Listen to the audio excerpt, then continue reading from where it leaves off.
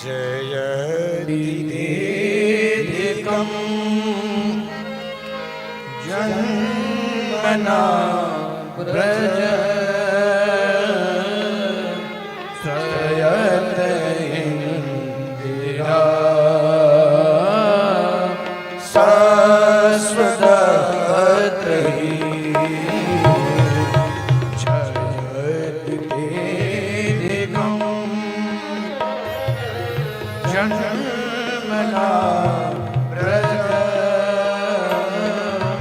श्रयत इंदिरा शाश्वतत्रयी दयितदृश्यता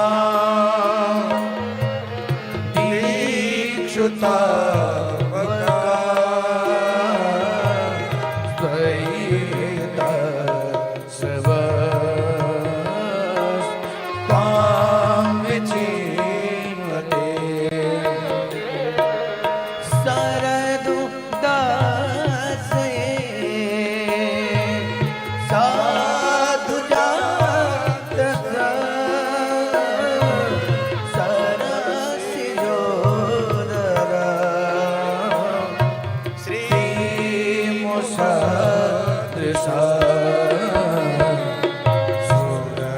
सुरतनाथ दे स्वर्गदासिका वरवीन तो नेह किं वद तव कथामृतं जीवनं कविभिरीडितं कल्मषापहं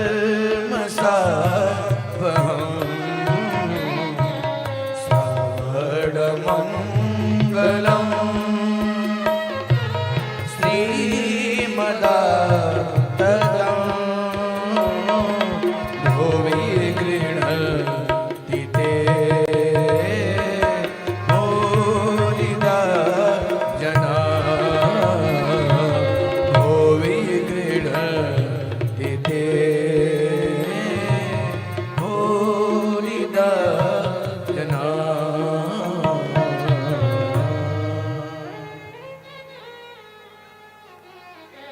आज गोपियां भगवान की इस विरह वेदना में भगवान को पुकार रहे हैं और कह क्या रहे हैं? जयतिदेधिकं जन्मनां व्रज। हे श्याम सुंदर, यह ब्रजभूमि तो पहले से भी थी, लेकिन इसकी जय जयकार कब हुई? जब आज इस ब्रजभूमि पर जन्म लिए। जयतिदेधिकं, तभी से इसकी जय जयकार बढ़ गई। श्रयत इंदिरा सस्वदत्त रही, और जब से आप इस ब्रजभूमि पे आए तब से इंदिरा अर्थात लक्ष्मी यहीं नित्य निवास करती है। इस ब्रजमंडल की शोभा को बढ़ाने में प्रभु केवल और केवल आपका योगदान है। यह ब्रजभूमि उदास थी, यहाँ के संत, यहाँ के पक्षी, यहाँ के वनवासी सब उदास थे, लेकिन प्रभु एक आपने आकर इसकी शोभा तो बढ़ाई ही बढ़ाई, सबको आनंदित भी किया है, सबके जीवन में रस का संचार भी किया है। हे श्याम सुंदर, अगर इतना नेह हम सबसे लगा लिया तो फिर आज इतना वियोग क्यों? हम ब्रजवासियों से इतना प्रेम करते हो आप, फिर हमें ही छोड़कर चले क्यों?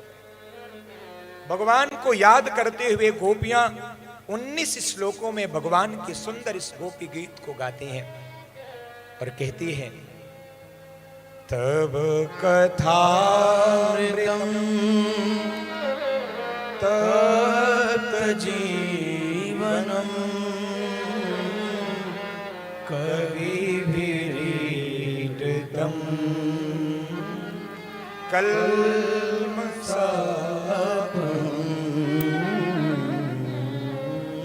हमारे जीवन में कलमस्ता है महाराज, तव कथामृतम तप्त जीवनम। यह जो जीवन हमारा कलमस में पड़कर तप रहा है ना प्रभु, इस तपते हुए जीवन को अमृत प्रदान करने वाला और हमारे जीवन के समस्त कलमसों को दूर करने वाला हमारे पास एक साधन है। क्या? तव कथामृतम, आपका कथामृत। गोपियां कथा की बखान कर रही हैं प्यारे। श्रवण मंगलम श्रीमदाततम भुवि गृह्णन्ति ते भूरिदा जना। इस कथा का बखान कर रही हैं। श्रवण मंगलम, प्रभु आपकी कथा को सुनना ही जीवन में मंगलता प्रदान करता है। और कहां? बोले भुवि, इस धरती पर। आज की कथा की भूमिका में मैंने आपको यही बताया था, यह धरती और यह शरीर आपको दोनों बड़े भाग्य से मिला है प्यारे। क्योंकि कथा कहीं और नहीं मिलती है, सिर्फ इस धरा धाम पर प्राप्त होती है। और गोपियां कहती हैं श्रवण मंगलम, प्रभु आपकी कथा सुनने से ही मंगल होगा। और कहां? इसी भूमि पर। भुवि गृह्णन्ति ते भूरिदा जनाः।